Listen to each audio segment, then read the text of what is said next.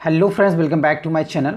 Guys, आज का जो प्रैक्टिस सेट रहेगा वो पर्यावरण पर आधारित रहेगा और इस प्रैक्टिस सेट में उन्हीं प्रश्नों को शामिल किया गया है जिनका परीक्षा की दृष्टि से बहुत ही महत्वपूर्ण रोल रहता है। अधिकतर एग्जाम में ये क्वेश्चंस हमेशा बार बार आते रहते हैं और थोड़ी सी जो कन्फ्यूजन है उसकी वजह से कहीं ना कहीं जो क्वेश्चंस हैं, जो पर्यावरण एवं पारिस्थितिकी के क्वेश्चन हैं, वो गलत हो जाते हैं या मिस्टेक हो जाती है उन क्वेश्चंस में। तो इसलिए जो क्वेश्चंस हैं उनकी बारीकियों को हम देखेंगे और उनको समझेंगे भी। और इसके साथ साथ जो है पर्यावरण पर आधारित टॉप 1000 जो MCQs हैं उनको प्रैक्टिस टेस्ट के जरिए रोज़ाना सॉल्व करवाया जाएगा, जिससे आपके जो अपकमिंग एग्ज़ाम हैं जैसे UPPCS हो गया, ARO हो गया, UPSI हो गया और टेट CTET सुपर टेट, इन सभी प्रैक्टिस टेस्ट का बहुत ही महत्वपूर्ण रोल या भूमिका रहेगी। तो चलिए बढ़ते हैं आज की प्रैक्टिस टेस्ट की तरफ। आज का प्रैक्टिस टेस्ट का जो पहला क्वेश्चन है क्या कह रहा है देखते हैं। तो पहला क्वेश्चन कह रहा है कि पारिस्थितिकी निकाय के रूप में आर्द्र भूमि निम्नलिखित में से किस हेतु उपयोगी है। तो विकल्प है पोषक पुनर्प्राप्ति एवं चक्रण हेतु, और बी है पौधों द्वारा अवशोषण के माध्यम से भारी धातुओं को अवमुक्त करने हेतु, सी है तलछट रोग नदियों का गादीकरण कम करने हेतु, और जो विकल्प डी है उपर्युक्त सभी हेतु। तो राइट आंसर हो जाएगा फर्स्ट क्वेश्चन का जो पहला प्रश्न है उसका करेक्ट आंसर हो जाएगा जो विकल्प डी है। इन सभी के लिए जो है पारिस्थितिकी निकाय के रूप में आर्द्र भूमि निम्नलिखित में जो था इन सभी में जो है उपयोगी है। ठीक है, उपयुक्त सभी जो है विकल्प डी जो है राइट हो जाएगा क्वेश्चन 1 का। नेक्स्ट क्वेश्चन क्या करें वो देखते हैं। अगला क्वेश्चन कह रहा है कि प्रश्न 2 निम्नलिखित में से कौन सा सही सुमेलित नहीं है वो बताना है। जो सही सुमेलित नहीं उसे बताना है। हिमालयी पर्यावरण एवं निकाय विकास का गोविंद वल्लभ पंत संस्थान कहाँ है? अल्मोड़ा में है। भारतीय वन्य प्राणी संस्थान देहरादून में है। भारतीय वन्य प्रबंधन संस्थान कोलकाता में है। पारिस्थितिकी विज्ञानों का केंद्र बेंगलुरु में है। तो राइट आंसर क्या हो जाएगा प्रश्न 2 का? तो करेक्ट आंसर हो जाएगा प्रश्न 2 का ऑप्शन जो हमारा सी है ये करेक्ट हो जाएगा। ठीक है, ये जो है सही सुमेलित नहीं है। भारतीय वन्य प्रबंधन संस्थान कोलकाता जो है ये सही सुमेलित नहीं, बाकी जो शेष विकल्प में सही सुमेलित है। क्वेश्चन 2 का राइट आंसर सी हो जाएगा। नेक्स्ट क्वेश्चन क्या कर वो देखते हैं। अगला क्वेश्चन कह रहा है प्रश्न 3 कह रहा है कि निम्नलिखित में से किस देश में विश्व के तापमानों पर आंकड़े इकट्ठा करने के लिए वैश्विक वायुमंडल चौकसी स्टेशन जो है स्थापित नहीं किया गया है। तो राइट आंसर क्या हो जाएगा प्रश्न 3 में? तो अल्जीरिया हो जाएगा, ब्राज़ील में हो जाएगा, केन्या में हो जाएगा, भारत में हो जाएगा। तो करेक्ट आंसर होगा 3 का जो डी विकल्प है। भारत में जो है वैश्विक वायुमंडल चौकसी स्टेशन जो है स्थापित नहीं किया गया है। ठीक है, भारत में। नेक्स्ट क्वेश्चन क्या कह रहा है। अगला प्रश्न कह रहा है कि प्रश्न 4 कह रहा है कि निम्नलिखित में जो कथन है सही नहीं वो बताना है प्रश्न 4 में। तो पहला है जैवमंडल पारिस्थितिकी तंत्र में ऊर्जा का प्रवाह एक देशीय होता है। जैवमंडल पारिस्थितिकी तंत्र में ऊर्जा का प्रवाह चक्रीय होता है। प्राकृतिक पारिस्थितिकी तंत्र में बढ़ते पोषण स्तर के साथ ऊर्जा का सापेक्षिक क्षय घटता जाता है। प्रगामी बढ़ते पोषण स्तरों के साथ प्रजातियां दुर्लभ ऊर्जा का उपयोग करने में कम दक्ष होती हैं। ऑप्शन हमारा 4 का ए था, ये राइट हो जाएगा। ठीक है, जैवमंडलीय पारिस्थितिकी तंत्र में ऊर्जा का प्रवाह जो होता है एक देशीय होता है। अगला प्रश्न क्या कह रहा है वो देखते हैं। नेक्स्ट प्रश्न कह रहा है कि निम्नलिखित में से कौन सी हरित गृह गैस नहीं है? Carbon dioxide, methane, nitrous oxide, nitrogen. प्रश्न 5 में।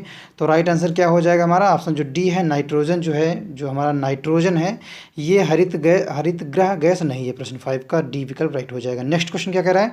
अगला प्रश्न कह रहा है कि प्रश्न 6 निम्नलिखित में से कौन सी पारिस्थितिक तंत्र के विषय में सही नहीं है वो बताना है।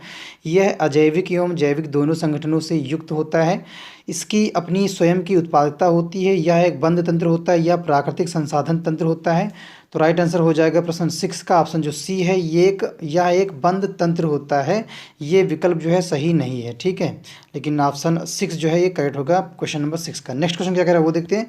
अगला क्वेश्चन कह रहा है कि खाद्य श्रृंखला फूड चेन में मानव है। फूड चेन में जो है खाद्य श्रृंखला में मानव है, एक निर्माता है, केवल प्राथमिक उपभोक्ता है, केवल द्वितीयक उपभोक्ता है, प्राथमिक तथा द्वितीयक उपभोक्ता है। तो 7 का करेक्ट आंसर क्या हो जाएगा? ऑप्शन जो डी है प्राथमिक उपभोक्ता भी है और द्वितीयक उपभोक्ता भी है। कौन? मानव। याद रखिएगा, बहुत इंपॉर्टेंट क्वेश्चन है ये। क्वेश्चन 8 क्या कह रहा है वो देखते हैं। क्वेश्चन 8 कह रहा है कि निम्न में से कौन आहार श्रृंखला का निर्माण करते हैं? तो घास, गेहूं तथा आम, घास बकरी तथा मानव, बकरी गाय तथा हाथी, घास मछली तथा बकरी। तो राइट आंसर हो जाएगा प्रश्न 8 का ऑप्शन जो बी है ये करेक्ट हो जाएगा। घास बकरी तथा मानव जो है ये राइट हो जाएगा। अगला प्रश्न क्या कह रहा है वो देखते हैं। प्रश्न 9 कह रहा है कि पारिस्थितिक विज्ञान केंद्र कहाँ स्थित है? पारिस्थितिकी विज्ञान केंद्र है वो कहाँ स्थित है? नई दिल्ली, इलाहाबाद, करनाल, बेंगलुरु। तो राइट आंसर क्या हो जाएगा प्रश्न 9 का ऑप्शन जो डी है, बेंगलुरु में जो है पारिस्थितिक केंद्र जो है स्थित है। ठीक है, क्वेश्चन 9 का ऑप्शन डी जो है करेक्ट हो जाएगा। नेक्स्ट क्वेश्चन क्या कह रहा है वो देखते हैं। अगला क्वेश्चन कह रहा है कि विश्व पर्यावरण दिवस किस दिन मनाया जाता है वो बताना है। 7 अप्रैल, 6 अगस्त, 5 जून, 16 जून। तो राइट आंसर 10 का क्या हो जाएगा ऑप्शन जो सी है, 16 जून को जो है, जो डी है 16 जून को जो है ये विश्व पर्यावरण दिवस जो है मनाया जाता है। नेक्स्ट क्वेश्चन देखते हैं वो क्या कह रहा है। 11 क्वेश्चन कह रहा है कि प्रथम विश्व पर्यावरण दिवस किस वर्ष मनाया गया था। 1973 में, 1972 में, 1980 में, 1974 में। प्रश्न 11 का तो राइट आंसर हो जाएगा हमारा जो ऑप्शन ए है, 1973 में जो है प्रथम विश्व पर्यावरण दिवस जो है मनाया गया था। ठीक है, नेक्स्ट क्वेश्चन 12 क्वेश्चन कह रहा है कि घटती उत्पादनशीलता, प्रश्न 12 घटती उत्पादनशीलता के क्रम में पारिस्थितिक तंत्र में निम्नलिखित में से कौन सा जो क्रम है सही है। तो राइट आंसर हो जाएगा प्रश्न 12 का ऑप्शन जो सी है, मैंग्रोव और जो घास मैदान, झील और सागर है ये पारिस्थितिक तंत्र में निम्नलिखित में जो था, ये जो ऑप्शन विकल्प सी था, ये जो है क्रम जो है घटती उत्पादनशीलता के क्रम में है। ठीक है, घटती उत्पादनशीलता के क्रम में है। ठीक है, ये पारिस्थितिक तंत्र। ठीक है, 12 का ऑप्शन सी राइट हो जाएगा।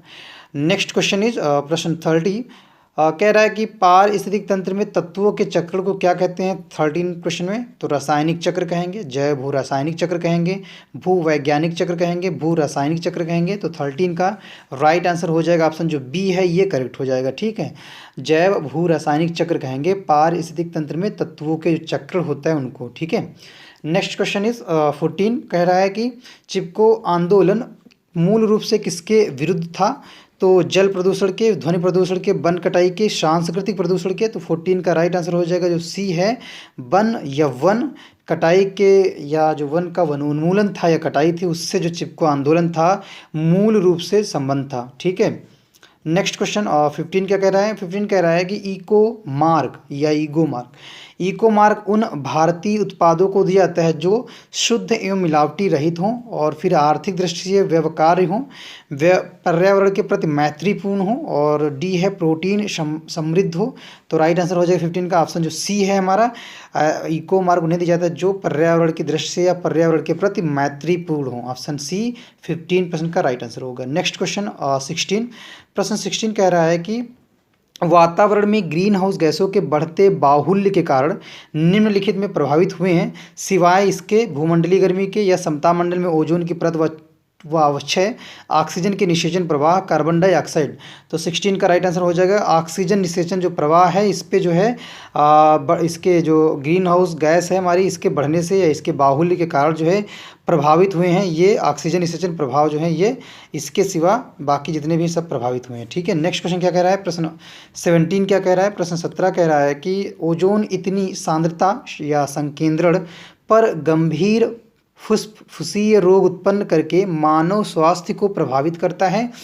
तो ए है 0.2 ppm, ठीक है, फिर 0.3 ppm और सी है 3.0 ppm और डी है 9.0 ppm। तो राइट आंसर हो जाएगा ऑप्शन प्रश्न 17 का ऑप्शन जो डी है ये करेक्ट हो जाएगा। ठीक है, 9.0 जो है ppm ओजोन की जो इतनी सांद्रता है, इस सांद्रता पे जो है गंभीर फुस्फुसीय रोग उत्पन्न करके जो है मानव को जो है प्रभावित कर रहा है। नेक्स्ट क्वेश्चन क्या कह रहा है। 18% कह रहा है कि विश्व का सबसे अधिक तेजी से बढ़ने वाला जल पादप कौन सा है। विश्व के बारे में पूछ रहा है, विश्व की दृष्टि प्रवेश से पूछ रहा है। तो वाटर चेम्सनट, अमेजनी जलन लीनी, जल हायसिंथ और फिर यूट्रोक्यूलेरिया। तो राइट आंसर हो जाएगा 18 का ऑप्शन सी जो है जल हायासिंथ जो है ये राइट हो जाएगा। विश्व का सबसे अधिक तेजी से बढ़ने वाला जल पादप है। ठीक है, प्रश्न 18 का राइट आंसर सी हो जाएगा। नेक्स्ट क्वेश्चन क्या कह रहा है वो देखते हैं। अगला प्रश्न 19 कह रहा है कि निम्नलिखित में से किस कार्य से पारिस्थितिक संतुलन बिगड़ता है। लकड़ी काटना, सामाजिक वानिकी, वन महोत्सव, वनरोपण।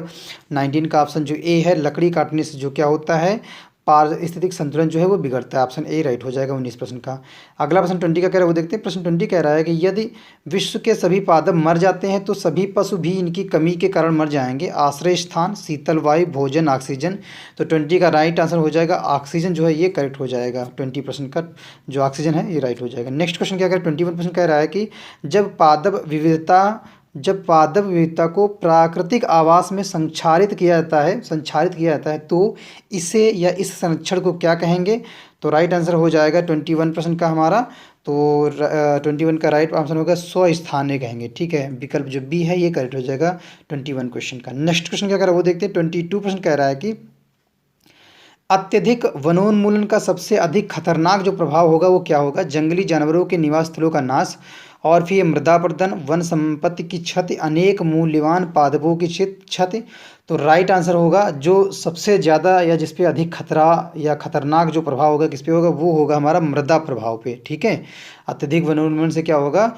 मृदा जो है हमारी वो मृदा का क्षरण या मृदा जो है इससे अपरदित होगी। ठीक, क्वेश्चन 22 का ऑप्शन बी राइट हो जाएगा। नेक्स्ट क्वेश्चन 23 का कह रहा है वो देखते हैं। 23% कह रहा है कि चारण आहार श्रृंखला के आधार तल में जीव होते हैं उत्पादक, शाकाहारी, मांसाहारी, अपघटक। तो 23 का ऑप्शन ए जो है ये राइट हो जाएगा, उत्पादक होते हैं। नेक्स्ट क्वेश्चन क्या कह रहा है? 24 क्वेश्चन कह रहा है कि पर्यावरणीय ओजोन के साथ मूलतः संबंधित संगठन है 24 में। तो CSIR नेरी, SIFRI सेफ्री, फिर है ICAR, ठीक है, इकार। तो राइट आंसर हो जाएगा 24 का ऑप्शन जो बी है हमारा वो राइट हो जाएगा। नेरी जो है ये पर्यावरणीय आयोजन के साथ मूलतः जो है संबंधित संगठन है।